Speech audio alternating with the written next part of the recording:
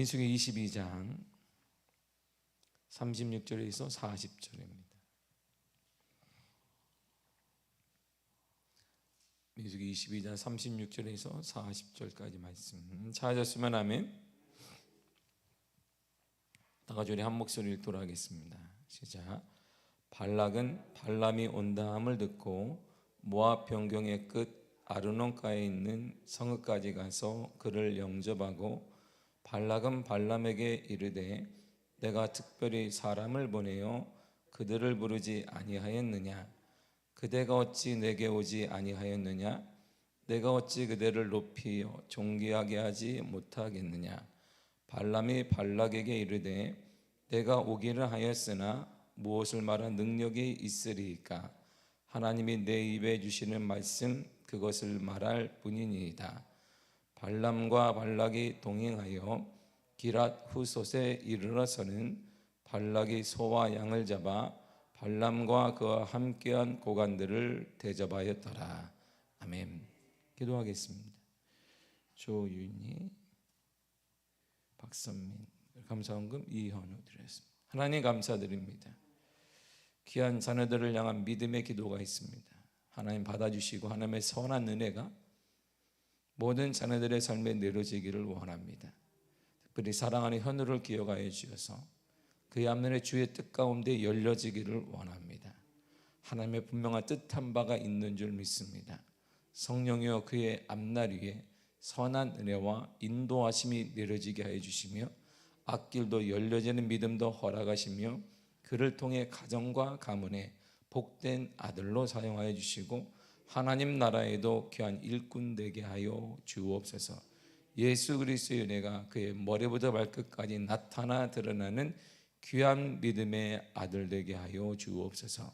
하나님 오늘도 우리에게 귀한 단잠 허락하시고 한 시간을 첫 시간을 주님께 드림으로 하루를 열어가게 하신 은혜를 감사드립니다. 인생의 처음과 끝 하나님께 드리며 삶을 살아갈 수 있는 귀한 은혜 허락하여 주옵소서. 예수님의 이름으로 기도했습니다. 아멘. 모압 발락이 드디어 발람을 만나게 됩니다. 그 전까지 이 모압 발락은 신하들을 시켜서 발람을 유혹했어요. 발람에게 재산도 주고 권세도 주고 여러 가지 많은 제안을 했는 드디어 이 모압 발락이 신하를 통해서가 아니라 직접 그다음에 우리가 말하는 예언하는 사람 발람을 만나게 됩니다. 그래서 본문 36절 이렇게 시작해요. 읽겠습니다. 시작. 발락은 발람이 온다함을 듣고 모압 변경의 끝 아르논가에 있는 성읍까지 가서 그를 영접하고 아멘. 모압 왕 발락이 발람의 온다는 소식을 들었어요. 듣자 말자 뛰어갔습니다. 영접하러. 어디까지 갔냐면 아르논가에 있는 성읍까지 갔어요. 모압 변경, 모압이라 우리나라로 하면 서울 끝 아니면 강원도 끝까지 갔단 말이에요. 밑으로 보면 제주도 끝, 마라도 밑에 있는 도 끝까지 간 거야. 그를 영접하기 위해서. 얼마나 반가워서 행동을 했겠어요? 그 정도까지 가서 그를 영접했습니다. 한때 이 아르논은 모압의 수도였어요. 우리나라는 서울 같은 거였는데 아모리 왕 시온에게 빼앗겨 버렸어요. 전쟁 중에 빼앗긴 후에는 이 수도를 폐쇄하고 그래서 지금 다른 수도를 새롭게 만들게 되었습니다. 근데 바로 그 끝, 다시 말하게 되면 아모리 왕과의 전투에서 빼앗겨서 다시 되찾아온 그 끝까지 가서 발람을 영접하는 걸 보게 돼요. 그에 대한 예의가 얼마나 우리가 심한지 알 수 있고 발람에 대한 바람이 얼마나 큰지 알 수 있고 모압 왕 발락이 발람을 향하여서 얼마나 큰 애정을 두었는지를 쉽게 알 수 있습니다. 왜 이렇게 모압 왕 발락이 발람에 대해서 모든 예의와 정성을 다했냐면 바로 3절 때문이에요. 3절을 다 같이 한번 읽어보겠습니다. 시작. 모압이 심히 두려워하였으니 이스라엘 백성이 많음으로 말미암아 모압이 이스라엘 자손 때문에 번민하더라. 자, 두려움 때문에 두려움이에요. 두려움 때문에 모든 정성과 모든 것들을 예언자 발람에게 다 쏟아부었습니다. 두려움의 원인이 뭐냐면 이스라엘 백성이 많음으로 그랬어요. 이스라엘 백성이 많음으로 그랬습니다. 자, 출애굽할 때 이스라엘 백성이 200만 명 정도 됐어요. 남자하고 60만 명이니까 와이프 합치고 자녀도 합치면 그때는 많이 낳는 시대였기 때문에 하나님의 은혜가 먼저 많이 났어요. 이스라엘 사람들은. 그러니까 백성이 200만 가까이 200만 되었단 말이에요. 200만이 막 휩쓸고 다녀요. 사막을 이렇게 막 휩쓸고 다닌단 말이에요. 그런데 놀라운 것은 이스라엘 출애굽을 한 다음에 바로 사막 생활을 시작했습니다. 광야 생활을 시작했어요. 물도 없고 먹을 것도 없는 광야 생활. 그리고 우리가 여기까지 22장까지 모았지만 많은 곳곳마다 전쟁을 하게 돼요. 우리가 말하는 여리고부터 그다음에 이제 아이성 각가지 전투를 계속 하게 됩니다.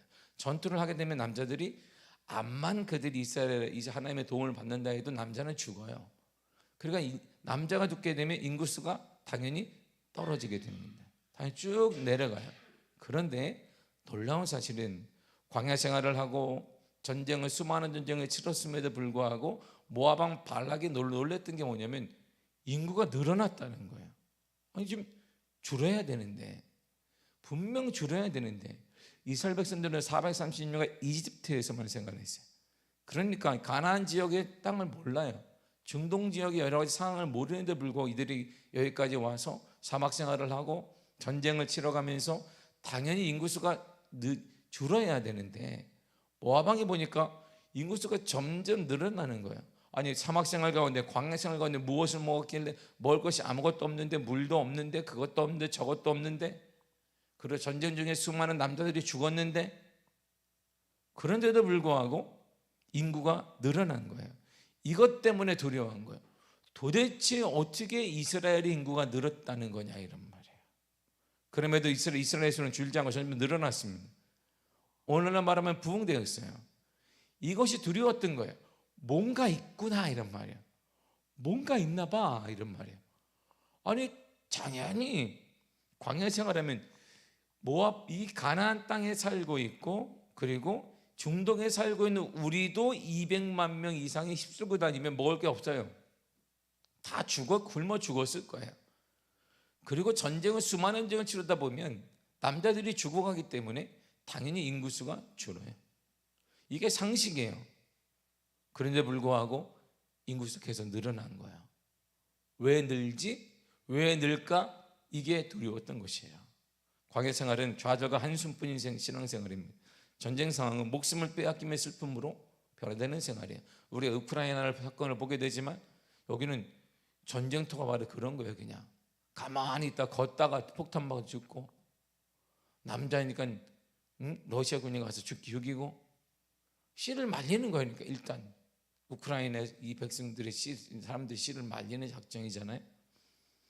이런 위기 속에서 끊임없이 부흥하는 이스라엘을 보면서 모압 왕 발락이 너무 두려웠던 거예요. 어떻게 이럴 수 있지 이런 말이에요. 어떻게 이런 통계가 나오지 이런 말입니다. 이 두려움이 발람에 대한 간청으로 일어난 거예요. 간청으로. 37절을 보세요. 시작.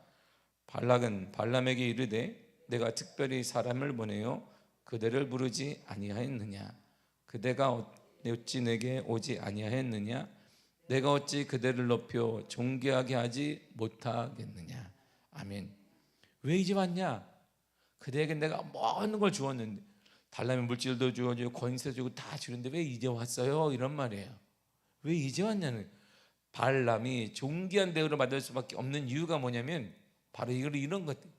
그 당시 중동 지방에서 유명한 점치는 사람, 이런 거, 하나님의 종은 아니니까 점치는 사람이었다면, 오늘날 말하면 점을 치는데 신내는 침이, 이게 동네 유지 가면 이렇게 미아동 여기 사거리 가면 거기 뭐 장명해 줍니다, 당신의 운수를 받으면, 이 사람들은 책으로 배운 거고, 책으로 배운 거, 학원에서 배운 거예요. 이게 학원이 있어요. 가질 마음으로 가지는 마시기를 바랍니다. 그런 학원이 있는데 학원에서 배운 거 말고 직접 신이 내리는 사람이 있습니다. 오늘날 무당 중에도 신 내린 사람이 있어요. 소수이지만. 근데 이 놀라운 신 내린 사람은 더 중요한 거는 예수님을 알아요. 이게 문제예요. 이게 우리는 성령을 받았다고 하는데 예수를 몰라요. 어떻게 하냐? 늘상 굴곡을 타는 거 보면 예수를 아는 사람인가 이렇게 든단 말이에요. 근데 신내린 사람의 특징은 예수를 알아요. 그래서 당군교주가 그래서 무당 중에 최고의 신인 사람이 당군교주인데 그 사람이 괴로워서 전향해서 기독교인이 되고 지금 인천에서 목회를 해요. 아주 목회가 힘듭니다. 그분은. 왜냐하면 계속 귀신 얘기만 하니까 성도가 한때 모여도 지금 거의 다 나갔어요. 신학이 아직 미비해서 그런지 몰라도 아무튼 중동에서는 이 발람이라는 사람은 대단히 유명한 사람이에요. 그 이유가 이런 소문이 있었기 때문이에요. 자, 17절을 보세요. 시작. 내가 그대를 높여 크게 존귀하게 하고 그대가 내게 말하는 것은 무엇이든지 시행하려니 청하건대 와서 나를 위하여 이 백성을 저주하라 하시더이다. 아멘. 자, 이게 흔한 사건이에요. 당신이 저주하면 저주를 받는 것. 이게 일어난 거예요. 실질적으로. 이게 소문이 파다할 뿐만 아니라 실질적으로 일어났단 말이에요. 이 발람이라는 예언, 이 점치는 사람이 저주를 하면 이 저주가 그대로 일어난 거예요. 그러니까 돈도 주겠다, 자리도 주겠다. 그래서 왜 이제 왔냐? 내가 존귀하게 해줄 텐데 발락이 이렇게 제언을 하게 된 것입니다. 이에 모압 왕 발락은 발람을 모압의 군사 정치적으로 중시 역할을 하던 곳으로 그를 인도해요. 39절을 보세요. 시작. 발람이 발락과 동행하여 기랏 후손에 이르렀으니, 이 기랏 후손은 모압의 정치적 군사적 가장 중심지입니다. 가장 핵심으로 그를 데리고 가죠. 정치적인 것, 군사를 다 보여주면서 왜 이제 왔니? 내가 이런 사람이야. 네가 원하면 다 해줄 수 있는 사람이야. 이렇게 의지되는 거야. 그리고 거기서 모압 왕 발락은 발람과 그의 일행에게 아주 극진히 대접합니다. 40절을 보세요. 시작. 발락이 소와 양을 잡아 발람과 그와 함께한 고관들을 대접하였더라. 아멘. 자, 보세요. 이게 발람이 어느 정도 사람인가 보면 알 수 있어요. 이게 점치는 사람인데, 우리는 흔한 점치는 사람 이 정도가 아니라는 거예요. 발람이 누굴 데리고 왔냐면 높은 사람들이 그를 따라다녀. 이렇게 발람이라는, 우리는 말하면 점치는 예언가를 따라다닙니다. 그러니까 모압 왕 발락이 발람도 대접하고 그를 따르는 고관들도 대접했다. 그러니까 그 모압 왕이 권세를 주지 않아도 발람 자체가 대단한 권세자라는 거예요. 지금 우리는 말하면 이게 점치는 흔히 미알의 점치 이런 사람이 아니라는 거예요. 한 나라뿐만 아니라 중동 지방에서 큰 정치적인 세력을 갖고 있는 사람이 바로 발람이었다는 거야. 그냥 이미 발람에게는 그럼에도 불구하고 막 대접하는데 이 발람에게는 정해진 뜻이 하나 딱 있었어요. 정해진 뜻. 이게 뭐냐면 반버가 이렇게 말합니다. 자, 12절을 보세요. 시작. 하나님이 발람에게 이르시되 너는 그들과 함께 가지도 말고 그 백성을 저주하지도 말라. 그들은 복을 받을 자들이니라. 아멘. 35절을 다시 보세요. 시작. 여호와의 사자가 발람에게 이르되 이 사람들과 함께 가라. 내가 내게 이르는 말만 말할지니라. 아멘. 자, 이게 왜 재미있냐면 말이에요. 하나님이 저주하지 마라 그랬단 말이에요. 이 말이 뭘까요? 너 저주하면 저주가 임한다, 이런 뜻이에요. 그러니까 하나님도 안단 말이에요. 그의 신통한 게 있음을 알아요. 너가 저주하면 이스라엘 저주가 온다. 그러니까 저주하지 마라. 이들은 하나님의 은혜 받은 백성이다. 복을 받은 자들이니까 저주하지 마라 그랬어요. 그러니까 하나님께도 저주를 인정받은 사람이 발람이에요. 그러니까 사람들이 볼 때는 빠글빠글한 거예요. 그리고 다시 우리가 말하는 중간, 어제 우리가 봤을 거예요. 여러분들이 이 내용을 이제 다시 하나님이 말씀하세요. 내게 이르는 말만 해라. 자, 그래서 모압 왕 발락의 대우와 격식을 차린 예의에도 불구하고 발람은 분명하게 이렇게 다시 말해요. 38절을 읽도록 하겠습니다. 시작. 발람이 발람에게 이르되 내가 오기는 하였으나 무엇을 말할 능력이 있으리까? 하나님이 내 입에 주시는 말씀 그것을 말할 뿐이니이다. 아멘. 자 보세요. 이것이 바로 하나님을 만난 자의 특징이고 삶이에요. 하나님을 만나기 전에 이 발람은 모든 나라에서 특별한 대접을 받은 사람이에요. 흔히 말하는 점치는 사람 정도가 아니에요. 고관들이 쫓아다니고 그를 대동해서 섬겼던 사람이에요. 이런 섬김을 받은 사람이 바로 발람입니다. 그는 필요한 게 없어요. 돈도 많고 권력도 있고 모든 걸 갖췄어요. 그런데 하나님을 딱 만나니까 재물에 눈이 어두운 자가 발람이고 권세를 담보로 예언을 해줬던 자가 발람, 유명한 사람입니다. 그러나 하나님을 만나니 재물보다 권력보다 더 큰 것을 알게 된 거야. 아, 하나님이 계시구나. 재물의 주권자가 하나님이시구나. 권력의 주권자가 하나님임을 알게 된 거야. 이 땅에 가장 귀한 것이 바로 하나님 자체임을 알게 된 것입니다. 하나님께서 이 땅에서 가장 크신 자임을 알게 된 거야. 우리에게 가장 큰 비극, 오늘날 그리스도인들에게 가장 큰 비극은 하나님이 이 땅에 가장 큰 분으로 보이지 않는다는 거야. 하나님은 너무 작게 보여요. 여러분의 그 물질보다 작아요. 자녀보다 작아요. 내 계획보다 작아요. 그러니까 만약에 하나님께만 답이 있다고 생각하면 발락처럼 했을 거예요. 모압 왕 발락이 발람에게만 답이 있다라고 하니까 뭐가 필요하냐 그러는 거예요. 내 자리도 필요하냐? 돈도 필요하냐? 그를 직접 저 변경까지 나가서 우리나라 끝까지 나가 쫓아가서 그를 맞이해요. 한 사람을 맞이하는데 이렇단 말이에요. 만약에 하나님이 이 땅의 주권자가 되시고 하나님께만 답이 있고 물질의 답이 하나님께, 질병의 답이 하나님께, 내 모든 인생의 답이 하나님께, 자녀의 답이 하나님께, 모든 것이 하나님께만 있다고 우리가 믿는다면 이렇게 신앙생활을 안 할까요? 우리가 발람 한 사람을 영접하기 위해서 발락은 왕의 체면을 다 구긴 채 그를 쫓아나가세요. 그리고 왜 제물을 안 받았느냐? 내가 극진히 대접하는데 왜 내 제안에 망설였느냐 그랬어요. 사랑하는 성도 여러분, 극진히 하나님을 대접한 적이 있냔 말이에요.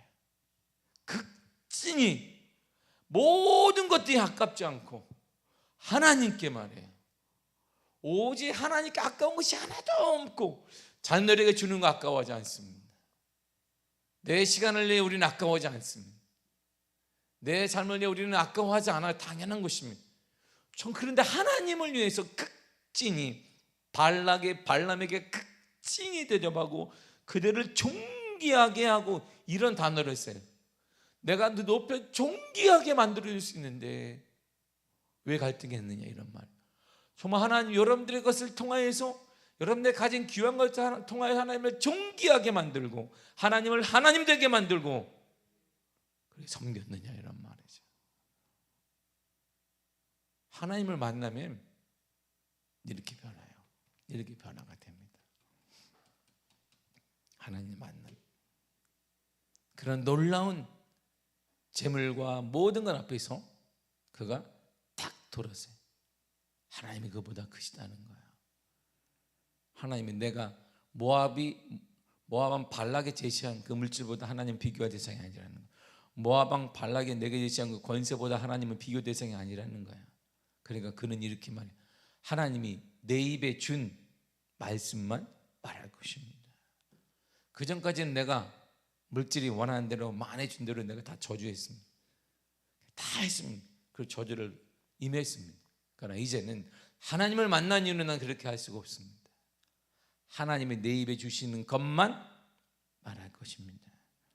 하나님께서 주시는 말씀만 하고 하나님께서 주시는 은혜 받아 살고 오직 하나님의 은혜를 구하며 산다는 것입니다. 사랑하는 성도 여러분, 하나님의 은혜로 사시기를 바랍니다. 지금도 하나님의 은혜로 살아가면 하나님의 역사와 하나님의 은혜가 반드시 나타남을 믿습니다. 하나님의 보호하시고 하나님의 인도하시고 하나님의 선한 역사가 여러분들의 삶과 걸음과 여러분들의 가정과 우리 자녀 세대에 분명히 임하게 될 줄 믿습니다. 이것을 사람들이 얘기할 때 부흥이라 그러는 거예요. 여러분, 이게 부흥입니다. 막연히 수가 늘어나는 게 부흥이 아니에요. 하나님의 거룩과 임재를 경험하고 하나님과 동행하며 살아가는 그 삶, 이게 부흥이에요. 이러한 하나님과 동행하는 그런 부흥의 역사, 여러분들의 가정, 여러분들의 일터에, 여러분들의 삶 가운데 임하기를 바라고, 특별히 여러분들이 사랑하는 자녀들의 삶에 이런 부흥의 은혜가 넘쳐나기를 바랍니다. 이 부흥이 일어나면요, 사막에서도 살아나요. 전쟁 중에도 살아나요. 코로나 속에서도 살아나고, 어떤 악적 속에 살아나는 역사가 임하게 되는 것입니다. 이게 하나님이 주시는 우리의 부흥이에요. 하나님의 뜻은 사람의 뜻에 영향받지 않습니다.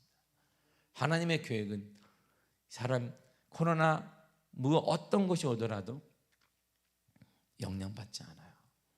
단지 우리는 이 코로나를, 2년간의 코로나를 맞아 우리가 하나님에 대한 극진히 섬기는 헌신의 모습을 다 잃어버렸어요. 지금 우리는 극진히 물질을 섬기고 있습니다. 극진히 우리 자녀들만 섬기고 있어요. 극진히 내 건강만 섬기고 있습니다.